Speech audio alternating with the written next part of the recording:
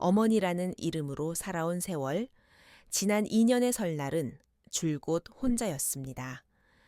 텔레비전에서 흘러나오는 카운트다운 소리가 아무리 요란해도 식탁 위에 내려앉은 침묵을 덮기에는 역부족이었습니다. 남편은 떠난 지 오래였고 저는 이제 기다리지도 묻지도 않는 법을 배웠습니다. 그저 묵묵히 국 한 냄비를 끓이고 등불 하나를 켜둘 뿐이었죠. 그런데 올해는 달랐습니다. 자식들이 웬일인지 먼저 연락을 해왔습니다. 목소리는 더없이 친절하고 살가웠습니다. 엄마 식당 예약 다 해놨으니까 아무것도 준비하지 말고 몸만 오세요. 그 말에 제 마음이 흔들렸습니다. 드디어 가족이 모이는구나. 늦게나마 엄마를 챙기려는 마음이구나 싶어 가슴이 설레었습니다. 그날 저는 일부러 일찍 집을 나섰습니다. 아끼던 짙은 파란색 코트를 꺼내 입으며 생각했습니다.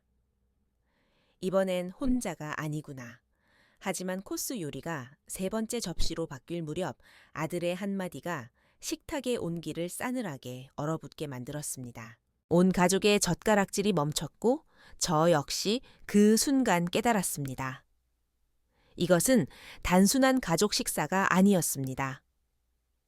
이 자리는 명절을 가장한 아주 치밀하게 계획된 회의였습니다. 아들의 다음 말에 좌중은 숨을 죽였지만 저는 더 이상 침묵하지 않았습니다. 더 이상 그들의 장단에 맞춰주지 않기로 했습니다. 단호하고 깨끗하게 주도권을 되찾아 저를 함정에 빠뜨리려던 이 식사 자리를 그 자리에서 뒤집어 엎었습니다. 웰빙 인생길에 오신 여러분 환영합니다. 오늘 이 설날 저녁 식사 이야기, 과연 얼마나 많은 어르신들이 차마 말하지 못했던 억울함을 담고 있을까요?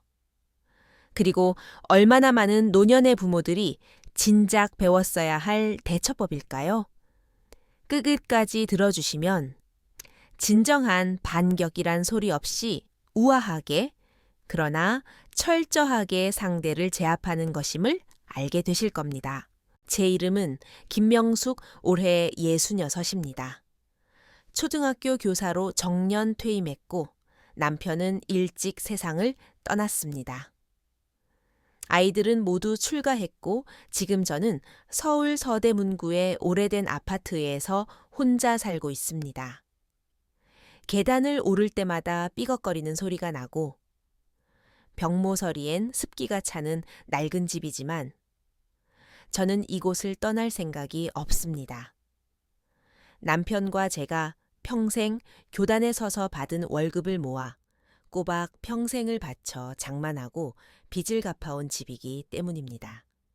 아이들이 다 자라고 나면 자주 찾아올 줄 알았습니다. 하지만 결과는 덩그러니 남겨진 2년이었습니다.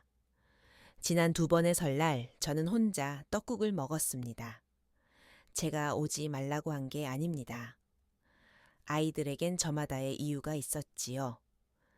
딸 지은이는 결혼해서 대구로 내려갔는데 역귀성 기차표 구하기가 힘들다고 했고 아들 민석이는 경기도 일산의 새 아파트를 장만했는데 아이들이 어려서 장거리 이동이 힘들다고 했습니다. 머리로는 이해합니다. 그럴 수 있는 이유들이죠. 하지만 설날 저녁 덩그러니 식탁 앞에 앉아 반찬 2개와 국 1그릇을 놓고 있노라면 예전에 아이들이 화로가에 둘러앉아 가래떡을 구워 먹겠다고 아우성치던 그 시절이 사무치게 그리웠습니다. 그게 진짜 집이었으니까요. 그런데 올해는 분위기가 달랐습니다. 설 일주일 전 딸 지은이가 갑자기 전화를 걸어왔습니다. 목소리가 유난히 들떠 있었고 마치 서프라이즈 선물을 준비한 듯 했습니다. 엄마 이번 설에는 우리 다 같이 밥 먹어요. 오빠랑도 얘기 끝났어. 오빠네 식구도 다 올 거야. 강남에 좋은 한정식집 예약해 뒀으니까 엄마는 아무것도 하지 마세요. 그냥 오시기만 하면 돼요. 저는 전화기를 쥔 채 몇 초 동안 멍하니 서 있었습니다. 정말이니? 오빠도 온다고. 네, 그럼요. 엄마 그동안 너무 고생하셨잖아요. 이제 우리가 대접해 드려야죠. 카카오 택시도 불러드릴게요. 시간 맞춰서 나가기만 하세요. 저는 웃으며 알겠노라고 대답했지만 가슴속에서는 알 수 없는 감정이 일렁였습니다. 그것은 기대이면서 동시에 조심스러운 희망이었습니다. 이토록 오랜만에 아이들이 먼저 저를 챙겨주다니 이제야 철이 든 걸까. 어쩌면 우리 가족이 다시 뭉칠 수 있지 않을까 하는 생각에요. 저는 오후 내내 옷장을 뒤적이며 옷을 골랐습니다. 그저 밥 한 끼 먹는 자리지만 초라해 보이고 싶지 않았습니다. 결국 정년 퇴임식 때 제자들이 선물해준 짙은 감색 모직 코트를 골랐습니다. 원단이 여전히 빳빳해서 아껴 입던 옷이었죠. 거울을 보며 머리를 단정히 빗고 나니 마치 무슨 중요한 시상식이라도 가는 기분이었습니다. 그날 저녁 저는 직접 빚은 만두와 약식을 조금 챙겼습니다. 가져가려다 혹시 식당 음식에 방해가 될까 싶어 다시 내려놓았습니다. 그때까지만 해도 몰랐습니다. 제가 더 이상 이 저녁 식사의 주인공이 아니라는 것을요. 약속 장소는 강남 청담동의 꽤 유명한 해산물 요리 전문점이었습니다. 아들이 불러준 택시 기사님은 오늘 이 집 예약하기 하늘의 별 따기인데 자제분들이 효자시네요. 라며 덕담을 건넸습니다. 저는 빙그레 웃으며 생각했습니다. 아이들이 이제 정말 컸구나. 엄마 편하게 해주려고 애쓰는구나. 하지만 직원의 안내를 받아 룸문을 열었을 때 제 눈에 가장 먼저 들어온 건 아들이 아니었습니다. 바로 며느리의 친정 어머니, 즉 사돈 어른이었습니다. 저는 순간 멈칫했습니다. 이어 창가 쪽에 앉아 있는 딸, 지은이와 사위, 그리고 문과 가까운 자리에서 며느리와 낮은 목소리로 이야기 중인 아들 민석이가 보였습니다. 룸 안에는 이미 7, 8명이 앉아 있었습니다. 사위의 부모님, 심지어 며느리의 오빠 부부까지 와 있었습니다. 저는 사람이 많은 것을 좋아하지 않지만 애써 웃으며 인사를 건네고 비어있는 상석에 앉았습니다. 서로 안부를 묻고 덕담이 오가는 사이 요리가 나오기 시작했습니다. 전복죽, 랍스터 회, 신선로. 식탁이 비좁을 정도로 화려한 요리들이 깔렸습니다. 확실히 제가 집에서 끓이던 된장국이나 갈비찜보다 훨씬 세련되고 값비싼 음식들이었습니다. 그들은 식사하며 대화를 이어갔습니다. 주제는 아이들의 교육 문제, 치솟는 아파트값, 그리고 인플레이션 이야기였습니다. 저는 끼어들 틈이 없어 그저 조용히 미소만 지었습니다. 가끔 민석이가 제 접시에 회 한 점을 올려주거나 지은이가 차를 따라주기도 했지만 저는 직감했습니다. 이 자리에서 저는 가족이 아니라 초대받은 손님에 불과하다는 것을요. 하지만 그래도 괜찮다고 생각했습니다. 이렇게 얼굴 보고 밥 한 끼 먹는 게 어디냐며 스스로를 위로했습니다. 그때까지만 해도 몰랐습니다. 이 한 끼의 식사가 제가 평생 믿어왔던 혈육의 정을 산산조각 낼 줄은요. 이렇게 격식을 갖춘 식당에서 설날 밥을 먹은 게 언제였는지 기억조차 나지 않았습니다. 교직에 있을 때 동료 선생님들과 송년회로 간단히 식사하던 시절이 마지막이었던 것 같습니다. 그때는 아이들이 크면 이렇게 자주 외식도 하겠지 꿈꿨는데 막상 이렇게 화려한 식탁 앞에 앉으니 오히려 제가 메뉴판에 메뉴처럼 배치된 기분이 들었습니다. 서비스하는 직원이 문을 여닫을 때마다 음식 냄새와 열기가 훅 끼쳐왔습니다. 제 왼쪽에는 딸 지은이가, 오른쪽에는 며느리 혜진이가 앉았습니다. 혜진이 옆에는 곱게 차려입은 사돈 부인이 비취 귀걸이를 달고 앉아 계셨습니다. 저는 우리 가족끼리 오붓한 식사일 줄 알았는데 양가 사돈의 그 형제들까지 모였으니 불편하기 짝이 없었습니다. 그래도 내색하지 않고 웃으며 술잔을 받았고 손주 녀석 접시에 반찬을 놔주었습니다. 식사가 중반쯤 지났을 때 며느리 혜진이가 물었습니다.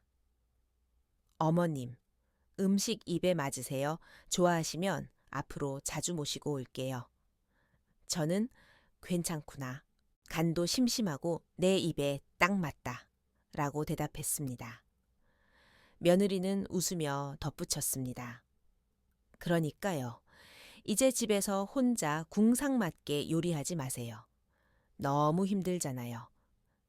며느리의 말투는 덤덤했지만 지난 2년 제가 혼자 보낸 설날을 애둘러 말하는 것 같아 가시가 느껴졌습니다. 저는 대답 없이 묵묵히 국을 떴습니다. 그때 딸 지은이가 탕 요리를 덜어주며 거들었습니다. 엄마 혼자 계시면 너무 적적하시잖아요. 저희는 늘 생각했어요. 엄마를 좀 더 밖으로 모시고 나오고 사람들과 어울리게 해드려야 한다고요. 딸의 눈빛에서 스치듯 지나간 우리끼리 이미 합의된 눈빛이 보였습니다. 설명할 수 없는 불안감이 엄습했습니다. 저는 그저 고개를 끄덕일 뿐이었습니다. 코스 요리가 절반쯤 나왔을 때 술 기운이 돌자 분위기가 좀 더 풀린 듯 했습니다. 사돈댁은 딸 자랑을 시작했습니다. 우리 혜진이가 둘째 임신하고도 집안 살림 얼마나 야무지게 하는지 몰라요. 사위네 부모님은 자신들이 투자한 부동산이 얼마나 올랐는지 떠들었습니다. 저는 그저 듣기만 했습니다. 이 집의 가장 어른이 아니라 구색을 맞추기 위해 불려나온 객회 같았습니다. 겉으로는 화기애애해 보였지만 오가는 말들 뒤에는 뼈가 숨겨져 있었습니다. 딸 지은이가 갑자기 며느리에게 웃으며 말했습니다. 올케 친정 쪽 사업 자금 회전이 좀 어렵다면서요. 서울 집값도 만만치 않은데 애들 키우려면 진짜 힘들겠다. 며느리는 대꾸 없이 옅은 미소만 짓더니 시선을 남편 즉 제 아들 민석이에게 돌렸습니다. 민석이는 고개를 숙인 채 국만 떠먹고 있었습니다. 그때 확신이 들었습니다. 이들은 오늘 단순히 밥을 먹으러 온 게 아닙니다. 사람이 너무 많고 말은 지나치게 예의 바르며 공기는 살얼음판처럼 조심스러웠습니다. 다들 거칠의 말만 할 뿐 정작 저에게 엄마 요즘 건강은 어떠세요? 무릎은 괜찮아요? 라고 묻는 사람은 단 한 명도 없었습니다. 숟가락을 쥐인 제 손이 뻣뻣하게 굳어갔습니다. 원형 식탁에 둘러 앉아 있지만 저 자신이 마치 회전 테이블 위에 요리처럼 느껴졌습니다. 예쁘게 장식되어 누군가에게 선택되길 기다리는 그런 요리 말입니다. 그 말이 나오기 전까지 저는 애써 스스로를 설득했습니다. 아이들이 효도하느라 서툴러서 그런 거라고요. 하지만 제 직감은 틀리지 않았습니다. 이것은 명절 밥상이 아니라 예고된 가족회의이자 제가 모르는 사이에 합의된 통보였습니다. 메인 요리인 해신탕이 나왔을 때 직원이 오늘의 하이라이트입니다. 부귀와 장수를 상징하죠. 라며 너스레를 떨었지만 제 귀엔 들어오지 않았습니다. 사돈 부인이 제게 몸을 돌리며 말했습니다. 김 여사님, 아드님이 참 효자예요. 요즘 젊은 사람들이 어디 어른 모시고 밥 먹으려 합니까? 이 자리도 민석 서방이 다 마련한 거예요. 우리까지 이렇게 초대하고 참 마음 씀씀이가 깊어요. 저는 잠시 멍해졌습니다. 딸이 예약한 게 아니라 아들이 주도한 것이었군요. 아, 그런가요? 저는 억지로 웃어 보였지만 의구심은 풍선처럼 부풀어 올랐습니다. 사도는 말을 이었습니다. 민석 서방이 그러더라고요. 어머니가 혼자 계신 지 오래돼서 외로워하신다고 건강도 걱정되고 해서 설에 다 같이 모여서 미래에 대해 의논도 좀 하고 싶다고요. 미래에 저는 젓가락을 내려놓고 미간을 살짝 찌푸렸습니다. 맞아요. 김 여사님도 이제 좀 편하게 사셔야죠. 집안일이나 노후 대책 같은 거 미리미리 정리해두면 나중에 아이들이 당황할 일도 없고요. 저는 즉답을 피했습니다. 그때 딸 지은이가 불쑥 끼어들었습니다. 말투는 가벼웠지만 내용은 무거웠습니다. 맞아요, 엄마. 엄마. 시댁 쪽에서도 미리미리 유언 공증 같은 걸 해두는 분위기더라고요. 불길한 게 아니라 계획적인 거래요. 엄마 그 집 서대문구 아파트 꽤 올랐잖아요. 나중에 누가 살게 될 건지. 뭐 그런 거요. 딸은 마치 재테크 상담을 하듯 차분하게 말하며 저를 향해 웃어 보였습니다. 하지만 그 웃음은 저를 떠보는 웃음이었습니다. 맞아요. 며느리가 거들었습니다. 저희 친정 엄마도 신탁 같은 걸로 미리 정리해 두셨어요. 그래야 나중에 분쟁이 없다고요. 말이 꼬리에 꼬리를 물고 이어지더니 결국 하나의 주제로 귀결되었습니다. 내 집, 내 돈, 그리고 나의 죽음 이후. 설날 밥상머리에서 이렇게 노골적으로 재산을 탐색당할 줄은 꿈에도 몰랐습니다. 아들 민석이가 고개를 들어 저를 보며 말했습니다. 엄마, 우리는 나중에 갑자기 무슨 일이 생기면 다들 엄마 뜻을 몰라서 우왕좌왕할까봐 그래요. 엄마가 무슨 생각을 하고 계신지 미리 말씀해 주시면 그대로 따를게요. 나중에 남매끼리 얼굴 붉히는 것보다 낫잖아요. 저는 목구멍에 국물이 걸린 듯 뜨겁고도 차가운 것이 치밀어 올랐습니다. 지은이가 웃으며 덧붙였습니다. 우리가 싸운다는 게 아니라 생각이 다를 수 있으니까요. 그냥 엄마가 지금 딱 정해서 공론화해 주시면 좋겠다 이거죠. 저는 묵묵히 김이 모락모락 나는 탕 그릇만 내려다보았습니다. 뿌연 김 때문에 그 속이 보이지 않는 것처럼 이 식사 자리의 진짜 의도도 흐릿했습니다. 제가 너무 둔했던 걸까요? 아니면 저들이 너무 조급한 걸까요? 저는 멀쩡히 살아있고 제 손으로 밥 지어 먹고 계단을 오르내리고 시장에 가서 친구들과 인사도 나누는데 그들은 벌써 저를 정리 대상으로 보고 있었습니다. 입을 열어 뭐라 하고 싶었지만 입술이 바짝 말라 떨어지지 않았습니다. 그때 민석이가 결정적인 한마디를 던졌습니다.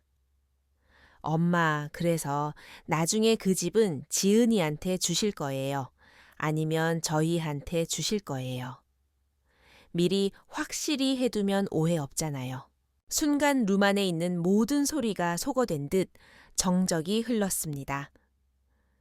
아이들은 입을 다물었고 사돈들은 짐짓단청을 피우며 물을 마셨습니다. 제 귓게는 나중에 그 집은 누구한테 줄 거냐는 말만 메아리 쳤습니다. 오늘 모임은 단란한 가족 식사가 아니라 유산 배분 회의였던 겁니다. 민석이는 마치 남은 음식을 누가 포장해 갈지 묻는 것처럼 가볍게 그 말을 던졌습니다. 제 앞에 저 남자는 제가 업어 키운 아들입니다. 구구단을 못 외워 쩔쩔 맬 때 손수 만든 카드로 가르쳤고 바람에 잘 나는 연을 만드는 법을 알려주었습니다. 남편이 죽고 제 점심값을 아껴 학원을 보내 대학에 보낸 그 아들이 지금 제 눈을 똑바로 보며 제 사후의 집을 누구 몫으로 할지 묻고 있는 것입니다. 저는 즉시 대답하지 않았습니다. 루마는 숟가락이 그릇에 부딪히는 소리가 천둥처럼 들릴 만큼 고요했습니다. 저는 찻주전자를 들어 천천히 잔을 채웠습니다. 뜨거운 차를 한 모금 마시고 깊은 숨을 한 번 들이마신 뒤 잔을 내려놓았습니다. 그리고 아들을 보며 더없이 온화한 미소를 지었습니다. 목소리에는 물결 하나 잃지 않았습니다. 그래, 내 말이 맞다. 미리 알면 오해도 없고 좋겠지. 그런데 너희들 방금 나중에라고 했지. 민석이가 고개를 끄덕였습니다. 네, 엄마가 나중에 어떻게 하실 건지 그것만 말씀해 주시면 돼요. 저는 천천히 고개를 끄덕이며 입을 열었습니다. 그럼 그 나중에를 기다리거라. 지금 이 집은 내가 살고 있는 내 집이다. 나 아직 안 죽었고 내 빨래, 내 밥 못할 만큼 늙지도 않았다. 재산 정리는 내가 세상 뜨고 나면 그때 가서 하거라. 식탁에 둘러 앉은 모든 사람의 얼굴이 굳어졌습니다. 저는 시선을 딸에게 돌렸습니다. 여전히 차분한 목소리였습니다. 지은아, 어떻게 나눌 건지 물었지 난 아직 죽을 계획이 없다. 너희가 지금 당장 합의가 필요하다면 그건 너희들끼리의 사정이지 내 사정이 아니다. 며느리의 친정 엄마가 당황한 듯 끼어들었습니다. 아이고, 김 여사님? 자식들은 다 걱정돼서 하는 소린데. 저는 손을 들어 말을 막았습니다. 시선은 여전히 아들 민석에게 고정되어 있었습니다. 민석아, 형제끼리 싸우지 말자는 말은 참 좋다. 하지만 기억해라. 재산을 미리 나눠놔야 안 싸우는 게 아니라 내가 아직 여기 있다는 걸 기억해야 안 싸우는 거다. 내가 눈 시퍼렇게 뜨고 살아있는데 내 집을 놓고 왈가왈부할 순서는 아직 오지 않았다. 제 목소리는 결코 크지 않았지만 그 공간의 공기를 완전히 장악했습니다. 차를 리필하러 들어오려던 직원조차 문 밖에서 멈칫할 정도였습니다. 민석이는 고개를 숙였고 지은이는 젓가락을 쥔 손을 파르르 떨었습니다. 며느리는 애써 태어난 척 아이에게 화장실 가자며 자리를 피했습니다. 저는 식어버린 갈비 한 점을 집어 천천히 씹으며 말했습니다. 밥 먹을 땐 밥만 먹자. 유산 얘기는 내가 관에 들어간 뒤에 해라. 더 이상 누구도 입을 떼지 못했습니다. 저는 화를 내지도 울지도 않았습니다. 하지만 그 순간부터 그들은 더 이상 효도라는 가면을 쓰고 저를 함부로 대하지 못할 것임을 알았습니다. 그것은 지혜가 아니라 제가 스스로 터득한 생존법이었습니다. 식탁 위에 요리가 되지 않기 위한 저항이었지요. 저는 젓가락을 내려놓고 옷매무새를 다듬었습니다. 마음이 어지럽기는커녕 오히려 명경지수처럼 맑아졌습니다. 싸우고 싶지도 모르는 척해주고 싶지도 않았습니다. 그저 눈을 들어 눈앞의 화려한 음식들을 바라보며 평소와 다름없는 어조로 물었습니다. 그런데 하나만 묻자. 너희들 왜 이렇게 급하니? 민석이가 고개를 들었습니다. 네, 제가 피식 웃었습니다. 이 식당 너희가 예약했지. 메뉴도 너희가 골랐고 시간도 너희가 정했고 내 자리 배치까지 정해져 있더구나. 게다가 사돈 어른들까지 부르고 합의를 보자고 솔직히 말해봐라. 오늘 설날 밥 먹으러 모인 거냐 아니면 나한테 도장이라도 받아내려고 모인 거냐. 공기가 꽁꽁 얼어붙었습니다. 제가 이렇게 직설적으로 나올 줄은 몰랐겠지요. 저는 지은이를 보며 말했습니다.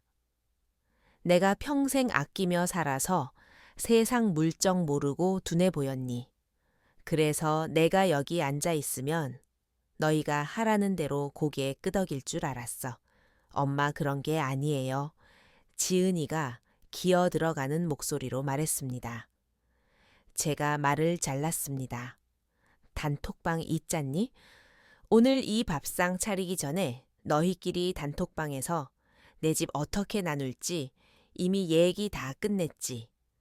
지은이의 눈동자가 흔들렸습니다. 대답을 못하더군요. 내가 카카오톡 할 줄 모르는 줄, 아니 노인네라고 단톡방 초대 안 해놓고 너희끼리 쑥덕거린 거 내가 모를 줄 알았어. 며느리의 얼굴이 창백해졌습니다.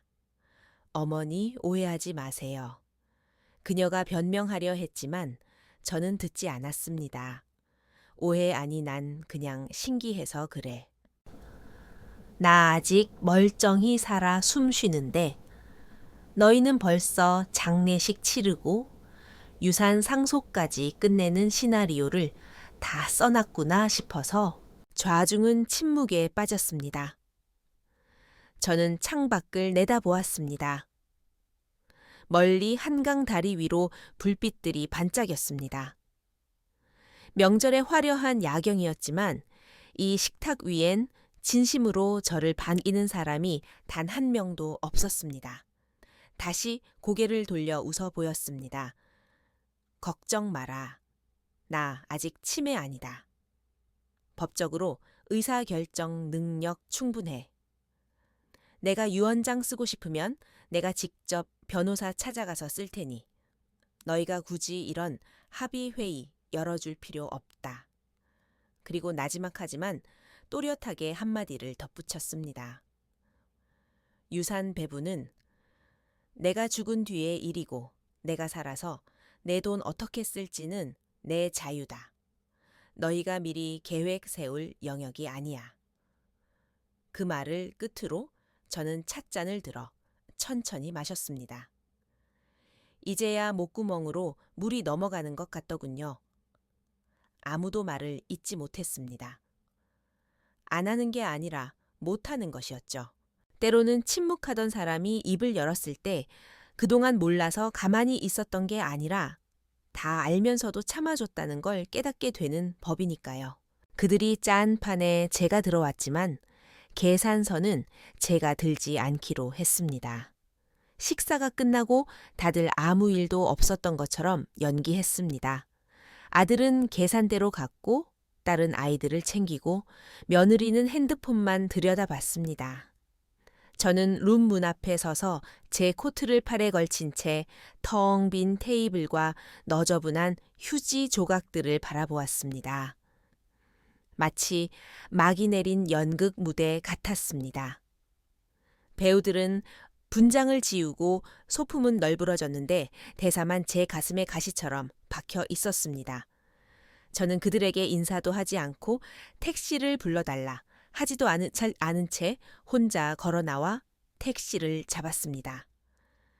차가 출발하자 백미러로 딸 지은이가 문 앞에 멍하니 서 있는 게 보였습니다. 쫓아오려다 멈칫하는 모습이었습니다. 저는 뒤돌아보지 않았습니다. 기사님이 어디로 모실까요? 라고 물었을 때 저는 아주 차분한 목소리로 대답했습니다. 서대문구 홍제동으로 가주세요. 창밖은 명절의 홍등과 넌사인으로 화려했습니다. 차들이 꼬리를 물고 어디론가 향하고 있었죠. 다들 가족을 만나러 가는 길이겠지만 저와는 상관없는 풍경이었습니다.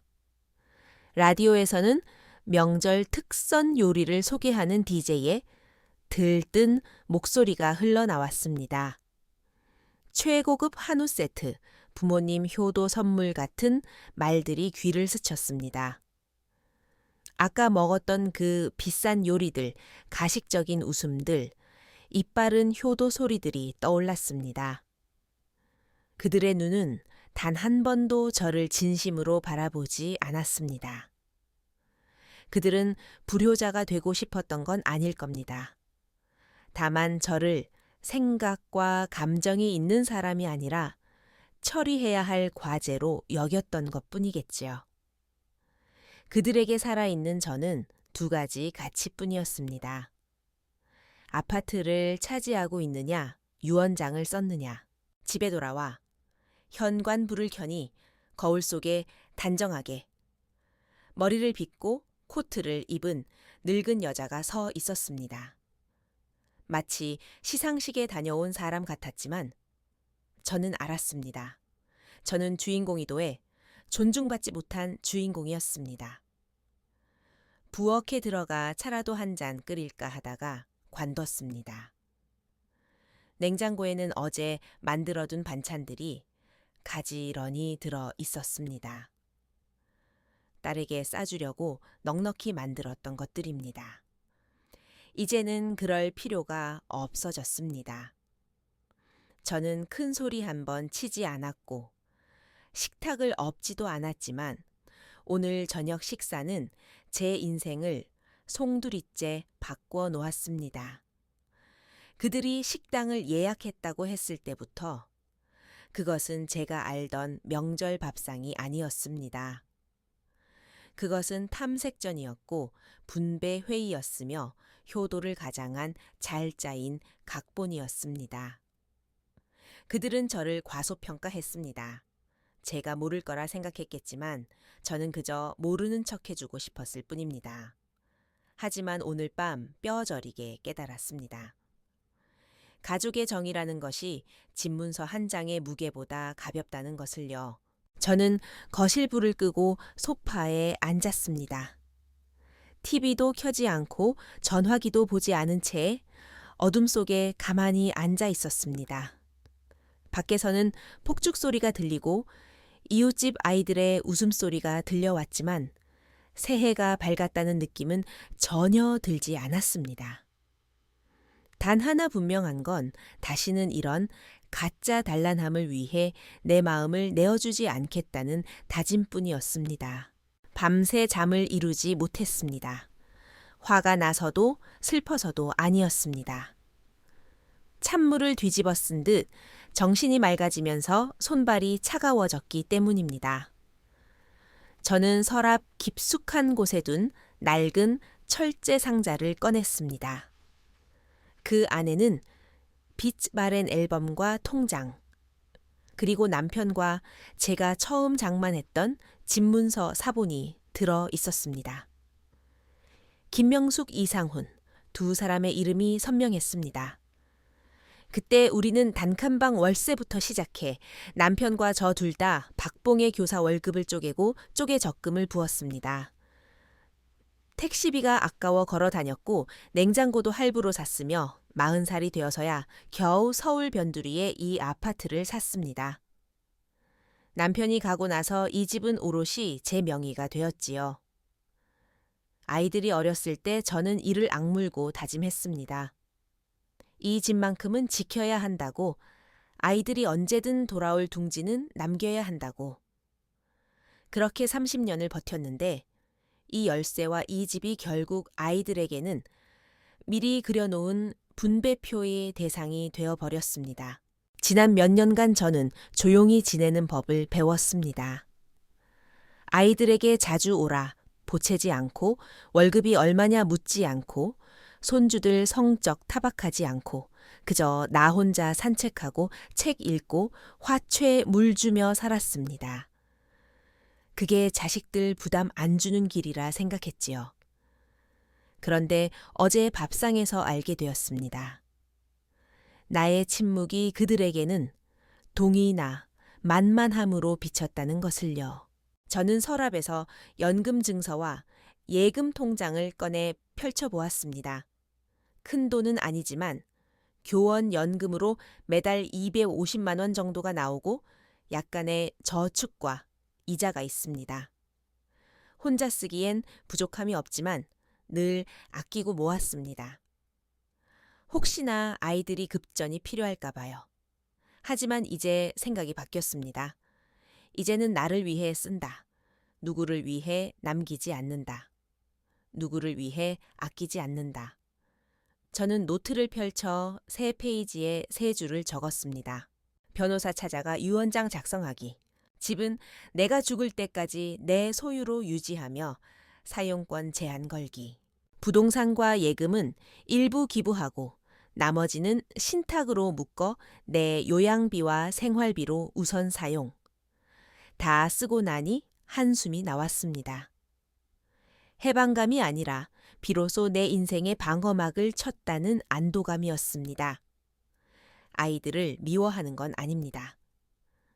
하지만 더 이상 효도라는 명분으로 저를 이용하게 둘 수는 없었습니다. 창가로 가니 아침 햇살이 비쳤습니다. 앞 동 베란다에서 이불을 터는 노인과 눈이 마주쳐 가볍게 목례를 했습니다. 문득 동네 상가에 새로 생긴 법무법인 간판이 생각났습니다. 유언 공증 상담 환영. 내일 당장 예약해야겠다고 마음먹었습니다. 죽음이 두려워서가 아니라 내 인생의 마무리를 타인의 손에 맡기고 싶지 않아서입니다. 40년을 쥐고 있던 이 열쇠 이제부터는 제가 단단히 쥐고 있기로 했습니다. 저는 평생 아이들에게 큰 소리 한 번 친 적 없는 엄마였습니다. 순하고 물러 터졌다는 소리를 들었죠. 하지만 평생 말하지 않으면 아무도 내 진심을 모른다는 걸 알았습니다. 그래서 이번엔 제가 먼저 입을 열기로 했습니다. 설날 식사 후 3일이 지났지만 저는 아이들에게 연락하지 않았습니다. 누가 먼저 안부를 묻나 기다렸지만 아무도 없더군요. 7일째 되던 날, 딸 지은이에게서 카톡이 왔습니다.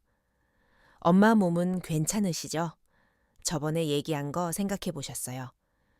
여전히 가벼운 말투였습니다. 이번엔 못 본 척하지 않았습니다.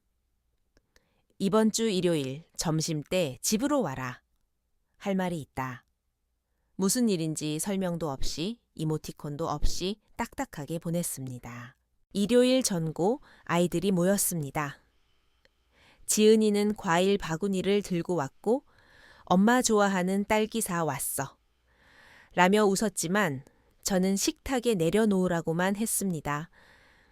민석이와 며느리 혜진이는 차가 막혔다며 늦게 도착했습니다. 식탁 위에는 밥 대신 찻잔 3개만 놓여 있었습니다. 명절에 들뜬 분위기도 가족의 따스함도 없는 그저 비즈니스 미팅 같은 냉랭함이 감돌았습니다. 저는 차를 한 모금 마시고 입을 열었습니다. 지난번 식당에서 했던 얘기 며칠 동안 생각해봤다.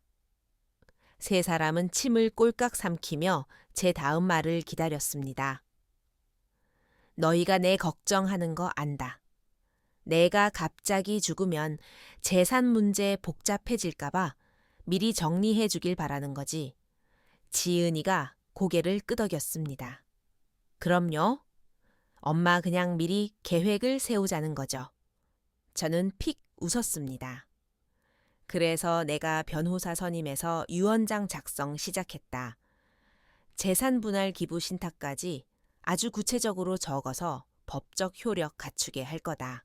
이 말을 들은 세 사람의 표정이 묘하게 일그러졌습니다. 민석이가 인상을 찌푸렸습니다. 엄마, 뭘 그렇게까지 일을 크게 벌이세요, 변호사라니. 우리끼리 그냥 말로 정하면 되는데. 제가 말을 끊었습니다. 우리끼리, 너희는 내가 죽기도 전에 이미 너희끼리 회의 한 번 끝냈잖아. 그게 우리끼리냐? 며느리 혜진이가 당황하며 말했습니다. 어머님, 저희가 말이 좀 급했던 건 인정해요. 하지만 무시하려던 게 아니라 어머니 짐 덜어드리려고 제가 그녀를 빤히 쳐다봤습니다. 내 짐을 덜어주려는 거냐 아니면 너희 몫이 줄어들까봐 그러는 거냐. 혜진이는 입을 다물었습니다. 솔직히 말하마. 내 집 일정 부분은 너희에게 갈 거다. 하지만 조건이 있다. 내가 죽을 때까지 나를 부양하고 존중해야 한다는 조건이다. 그리고 내 연금과 저축은 주택연금 영모기지으로 돌려서 내가 다 쓰고 갈 거다. 일부는 기부할 거고, 그러니 너희는 내 돈 모아줄 생각 말고 내 재산으로 너희 빚 갚을 생각도 마라. 저는 한자 한자 힘주어 말했습니다. 나는 너희들의 현금 인출기가 아니다. 너희들의 보험금도 아니야. 3초간의 정적. 제가 쐐기를 박았습니다. 내가 살면서 가장 후회하는 게 뭔지. 아니, 너희가 크면 알아서 효도할 줄 알았다는 거다. 내가 죽으면 얼마가 떨어질지 개상이 두드리는 자식들일 줄은 몰랐다. 민석이 얼굴이 불그락부르락해졌습니다. 말씀이 너무 심하시네요. 심한 건 그날 밥상머리에서 집 누구 줄 거냐고 묻던 내 입이다. 저는 찻잔을 내려놓으며 단호하게 말했습니다. 앞으로 내 허락 없이 재산 얘기 꺼내지 마라. 효도하고 싶으면 내가 살아있을 때 해라. 내 유산에만 관심 있으면 굳이 안부 전화 안 해도 된다. 나도 필요 없다. 지은이 눈가가 붉어졌습니다. 엄마, 제가 목소리를 조금 낮췄습니다. 지은아, 내가 너 대학 보낼 때 등록금 마련하려고 어떻게 했는지 기억하니? 내 오빠 전세금 보태주려고. 내가 적금 깬 건 기억하니? 나는 너희를 사랑했다. 하지만 이제는 나를 보호해야겠다. 늙어서 자식 눈치 보며 얹혀 사는 노인네 되기 싫다. 저는 부엌에서 변호사 상담 예약증 사본을 가져와 탁자에 놓았습니다. 다음 주에 갈 곳이다. 너희가 정말 나를 위한다면 엄마가 노후 준비 잘해서 다행이라고 축복해줘라. 그게 아니라면 나가라. 아무도 대꾸하지 못했습니다. 그들은 충격을 받은 듯 했습니다. 순종적이던 엄마가 이렇게 냉정하고 논리적으로 나올 줄은 몰랐겠지요. 이제 가봐라. 나 쉬고 싶다. 그들은 도망치듯 자리를 떴습니다. 현관문이 닫히는 소리가 아주 조심스러웠습니다. 저는 소파에 기대에 앉았습니다. 슬프지 않았습니다. 오히려 가슴속에 시원한 바람이 통하는 기분이었습니다. 이제야 비로소 제가 저 자신이 된 것 같았습니다. 말로만 해서는 안 됩니다. 행동으로 보여줘야 합니다. 그 주 수요일, 저는 서초동에 있는 법무법인을 찾아갔습니다. 40대 초반의 여성 변호사는 제 이야기를 경청해 주었습니다. 유언 공증과 신탁을 원합니다. 제가 살아있는 동안은 누구도 손대지 못하게, 그리고 사후에는 절반은 기부하고 절반만 상속하되 신탁관리인이 집행하도록요. 변호사는 현명한 선택이라며 고개를 끄덕였습니다. 집에 돌아오는 길 발걸음이 가벼웠습니다. 집에 와서 노트 표지에 나의 결정이라고 적은 종이를 붙였습니다. 이제 저는 아이들이 쓴 각본대로 움직이는 조연이 아닙니다. 저는 복지관 프로그램에도 등록했습니다. 건강체조, 제과 제빵, 그리고 주체적인 노후 설계라는 강의를 신청했습니다. 수강료도 저렴하고 점심도 줍니다. 접수처 직원이 어르신 5월에 경주로 가는 2박 3일 실버 여행 있는데 신청하시겠어요? 구청 보조 나와서 저렴해요. 라고 묻길래 덥석 네 갈게요. 라고 했습니다. 아이들이 시간 될 때 데려가 주길 기다리지 않고 제 발로 여행을 떠나는 건 처음이었습니다. 어느 주말 저는 베란다 화초들 옆에 작은 테이블을 폈습니다.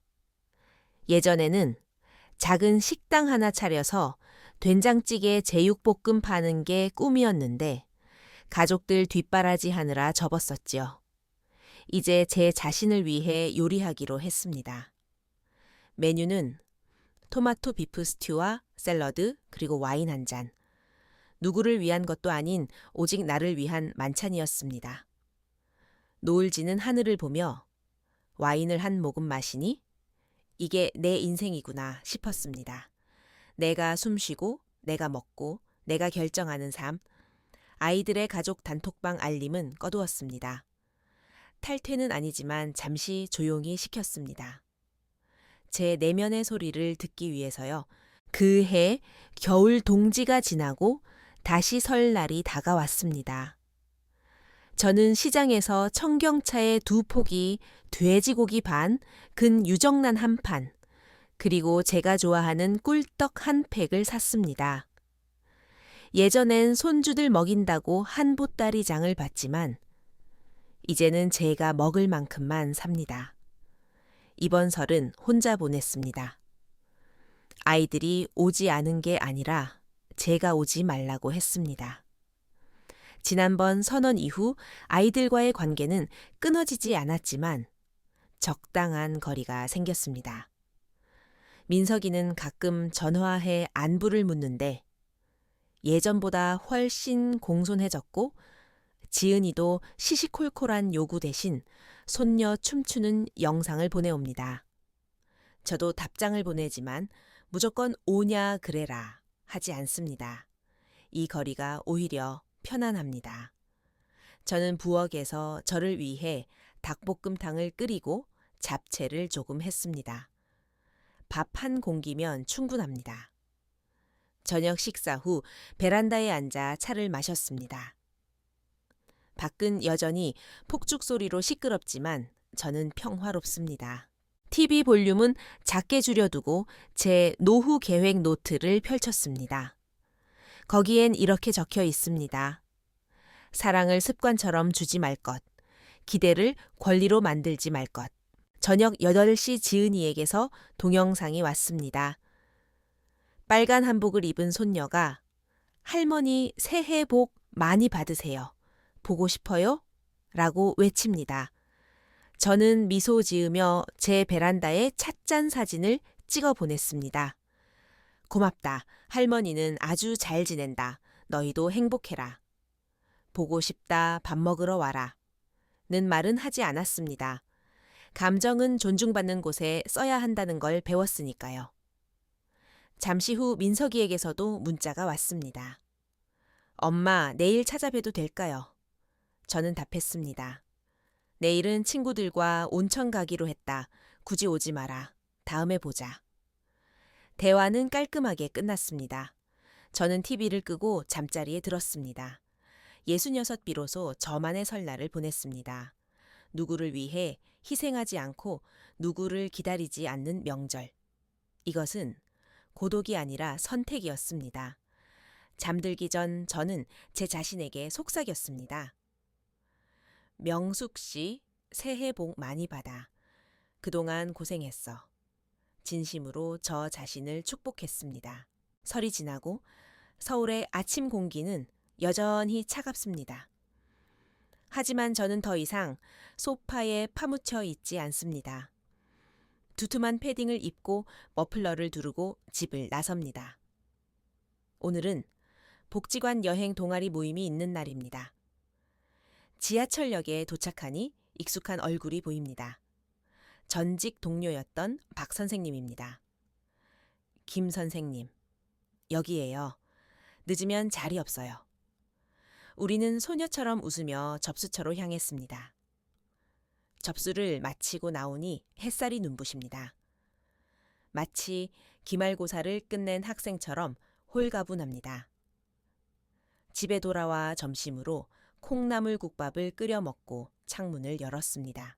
얼마 전 민석이가 엄마 학군 좋은 곳으로 이사 가려는데 자금이 좀 부족해서요. 좀 도와주실 수? 라고 문자를 보냈을 때 저는 1분도 고민하지 않고 답했습니다. 이사 문제는 너희 부부가 알아서 해결해라. 내 자금은 내 노후를 위해 묶어뒀다. 죄책감은 없었습니다. 제 인생은 더 이상 자식들의 완충제가 아니니까요. 저는 요즘 너무 바쁩니다. 제빵 수업서에 교실 주말 요리, 가끔 들어오는 특강 요청까지. 대학생 때보다 더 바쁜 것 같습니다. 이 빈자리를 채워주는 건 자식이 아니라 저와 비슷한 처지의 친구들입니다. 우리는 만나서 자식 자랑도 신세 한탄도 하지 않습니다. 그저 맛집을 공유하고 건강 정보를 나누고 서로의 이름을 불러줍니다. 누구 엄마가 아니라 명숙 씨, 영희 씨라고요.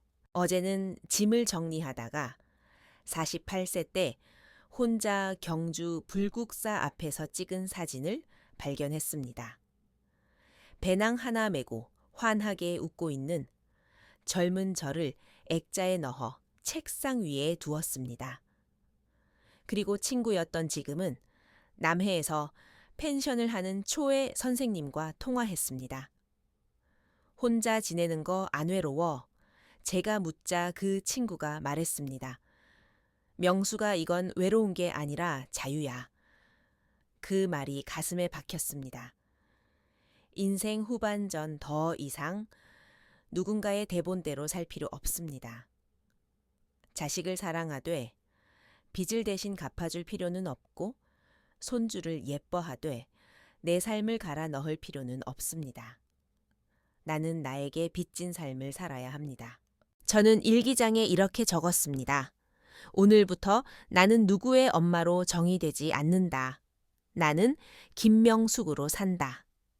그날 밤 꿈속에서 저는 다시 48세의 배낭 여행자가 되어 기차에 올랐습니다. 창밖으로 펼쳐진 황금 들판 목적지는 내가 정한 곳. 여러분은 어떻게 생각하시나요? 평생 자식을 위해 헌신하다가 노년의 집 한 채 때문에 자식들에게 정리 대상, 취급을 받은 어머니. 그가 욕 한마디 없이 조용히 거리를 두고 자신의 삶을 되찾는 과정. 너무 냉정하다고 생각하시나요? 아니면 현명하다고 생각하시나요? 여러분, 주변에도 이런 일이 있나요? 진정한 노년의 존엄이란 무엇일까요?